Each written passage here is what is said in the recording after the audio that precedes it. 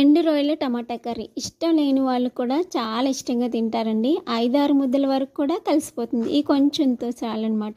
ముందుగా ఎండు రొయ్యలని అయితే తలని, తోకల్ని అన్నిటిని తీసేసి నీట్‌గా అయితే ఇలా వేడి నీళ్ళలో ఒకసారి వేసేసి పక్కకు పెట్టేసేయండి. ఇప్పుడు స్టవ్ పైన పాన్ పెట్టి కొద్దిగా ఆయిల్ వేసుకొని ఒక ఉల్లిపాయ అనేది సన్నగా కట్ చేసి వేసుకోవాలన్నమాట. ఉల్లిపాయ అనేది వేయించుకోవడానికి కొద్దిగా సాల్ట్ వేసానండి. సాల్ట్ చూసి వేయండి, ఎండు రొయ్యలు కాబట్టి. అర స్పూన్ అల్లం వెల్లుల్లి పేస్ట్ అయితే పచ్చివాసన పోనివ్వాలి.